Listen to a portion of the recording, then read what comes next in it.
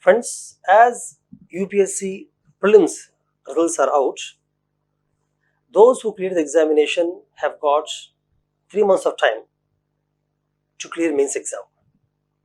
And those students who could not clear prelims examination, do not get disappointed. If you have attempts left, start preparing for mains in the same way the candidates who cleared prelims are preparing, in the same style and same pace. However, focus more on your optional, because you will be writing prelims exam again next year in the month of May, and general studies is almost same for prelims and mains, but optional is the thing which you have to finish completely, make notes completely, write too many exams, get them evaluated, and have a fixed framework for optional by December, so that from January you can start preparing for prelims as well as general studies mains. Now coming to the candidates who cleared the examination, as you have got 3 months of time, I want to tell you 5 things that you have to focus on. First thing is, ensure that you spend more than 30% of your time on optional. If your optional is a very lengthy one, go for 50%, even 60% also okay.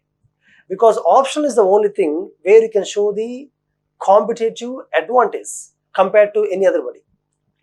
Whereas general studies, the common mistake most of the candidates do is that they spend disproportionately very high time on the general studies, reading current affairs, static syllabus, making notes. They spend all the time. But let me tell you, though you spend 8 months of time general studies, or at least 1-2 months general studies, there won't be really very big difference. But how? I'll tell you how. As I told you, the first thing is focus on optional at least 40-50% time. Second thing is, mains examination, do not think that you have to just write test series. Don't think that you have to write exams every day and only then you'll score high marks. No. It is enough if you write 2 full exams per week. In the next 3 months, it's enough for time management. But what you have to do is brainstorm. If you write 2 exams per week, brainstorm 3 to 4 exams per week. What is brainstorming? Brainstorming means you take question paper, either previous year's UPSC paper or any test series that you are writing.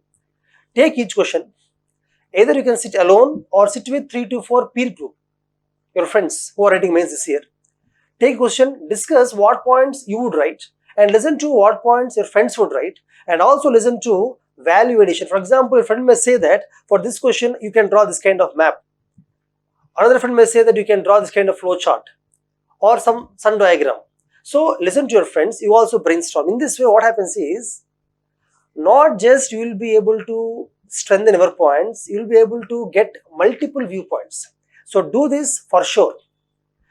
Some papers, if you do not have friends, some papers, do your own brainstorming. Just think, take question, think of various points you can generate. Because generating of points is as important as time management and writing exam very fast. So this is something which most students are not doing. You have to do this. Next important thing is, you have to definitely prepare a very crisp, brief and short notes on the very important areas of general studies 1, 2, 3 and 4 papers. Now what is this notes? Notes means, I don't mean to say you have to prepare notes on every word given on main syllabus. If that is what you want to do, you should have done by now. Now you cannot do that. Now what you have to do is, analyze last 7 to 8 years of UPSC papers. According to UPSC syllabus, according to last 7 years UPSC papers, select important topics, repeating topics or common areas from which questions will come. For these areas, prepare 3 to 4 lines of introduction, prepare 3 to 4 lines of conclusion, prepare 1 or 2 maps or flow charts, prepare few statistics, reports, data. For example, if it is polity, you can see one of my videos where I mentioned the important reports you can use in polity. So some reports. There is my video on economics. In economics, there are some important statistics, committees, reports, data, keywords you can use. Like that, make a set of keywords or reports or data. We call it value addition. That is what I mean by notes. Notes means that I don't mean to say you have to make a detailed list of points of all topics in the main syllabus. No, you cannot do that. Now, if you prepare this kind of notes, introduction, conclusion, 1 or 2 diagrams and main reports or data, in the exam, you will not spend time on framing the introduction. You will not spend time in framing conclusion. automatically the speed will be increased. That is one thing you have to do. Next thing I want to tell you is paper evaluation. Friends, see, evaluation of papers is very important. Of course, whatever exams you're writing, you have to get an expert to evaluate. But ensure who is evaluating your paper. Because some evaluations will be simply, introduction is good, conclusion is lengthy, at this point. That is not, evaluation. Evaluation means, in the style of answer, do you need any change? Without adding any points, with the existing points, how can you add value to the answer? Any value addition you can do to the overall answer. This is called evaluation. So, my suggestion is, though all 20 questions are not evaluated, at least few questions in each paper shall be evaluated by an expert who can add value to you. And my opinion is that evaluator should be in touch with you. Even, for example, at Sarat Chandra IAS Academy also, in our test series also, we are keeping 16 exams, 8 subject-wise exams. Subject-wise means 20 questions only in polity, 20 only economy, like that 8 exams. And 8 full exams. GS 1, 2, 3, 4, twice full exams. And 4 essay papers. In our test series also, our evaluators will sit personally with the candidates. If you are in Hyderabad, Delhi, or Vijayawada, you can come to the office and get evaluated. Or if you are somewhere on the phone, you can get in touch with them. You can ask your doubts of why you got less marks or more marks in certain question. And I think that is more important. And such kind of evaluation, even 4 to 5 questions are also enough than generally getting some kind of evaluation of all 20 questions without proper response from evaluator. So ensure that this is there in your preparation.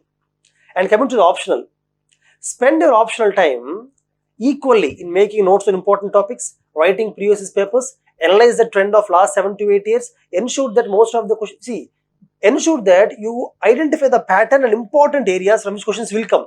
Expected questions are also important. Though it is very difficult to understand all expected questions, definitely you have to make a list of expected questions. You have to prepare them very strongly. And definitely most of them will come. Out of 20 questions, at least 12 questions can come from expected questions in optional if you prepare, based on the previous pattern. 19 questions in the optional paper. So do these things. Have a strong peer group. Have a good evaluator. Write a good test series. Spend more time on optional. Make notes on general studies and value addition. Anybody who does these 6 things properly will clear the mains exam with flying colors, will get very good score. Remember, your rank depends upon mains only. Interview, though you prepare very well, it cannot be guaranteed interview score. Interview score depends on several factors, but mains is not like that. Prepare very well, you will be in the top 10 if you are topper in the mains. All the best.